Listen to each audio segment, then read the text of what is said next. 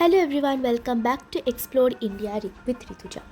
তো বন্ধুরা, তোমরা তো জানোই দীঘা মানে সমুদ্র আর মাছ ভাজা, কিন্তু এখন তো দীঘার পুরো ব্যাপারটাই পাল্টে গেছে জগন্নাথ মন্দির দিয়ে।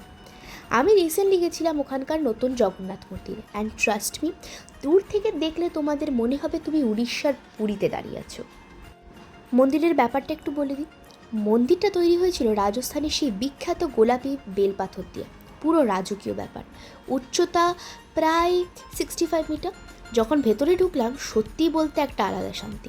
পুরী মন্দিরের একদম হুবহু নকশা, কিন্তু তফাৎ হলো এখানে পাথরের মূর্তি ছিল।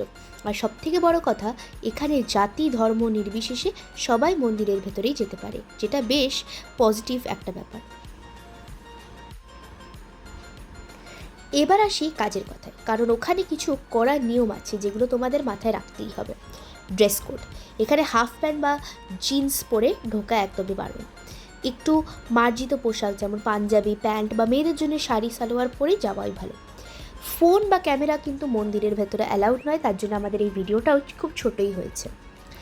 মন্দির সকাল 5:30 থেকে দুপুর 12:30 পর্যন্ত খোলা থাকে, আর তারপরে আবার বিকেলে 3:30 থেকে রাত 8টা পর্যন্ত। তাই প্ল্যানটা সেইভাবেই করো। মন্দিরের এই কড়া নিয়মগুলো আমারও একটু মেনটেন করতে অসুবিধে হয়েছিল, যেমন আমি ভুল করে ক্যামেরা নিয়ে ঢুকে পড়ছিলাম। যাই হোক, আমাদের সবথেকে ভালো লেগেছে বিকেলের আরতিটা। পুরো মন্দির যখন আলোয় ঝলমল করে ওঠে, জাস্ট দেখার মতন। আর হ্যাঁ, তোমরা কিন্তু এখানে বসে মহাপ্রসাদা খেতে পারো, তবে সেটার জন্য আগে থেকে বুকিং করে রাখাই ভালো। আমি খেয়েছি, জাস্ট অমৃত। সব মিলিয়ে এইটাই দীঘা। এখন শুধু বিচে থাকলেই কিন্তু চলবে না, এখন কিন্তু এই জগন্নাথ টেম্পলটা তোমাদের সবার জন্য মাস্ট ভিজিট। তাই যখনই তোমরা দীঘা প্ল্যান করছো, এই জগন্নাথ মন্দিরটা কিন্তু তোমাদের আইটিনারিতে অবশ্যই রাখবে। তাহলে চলো, দেখা হচ্ছে পরের ব্লগে। টাটা।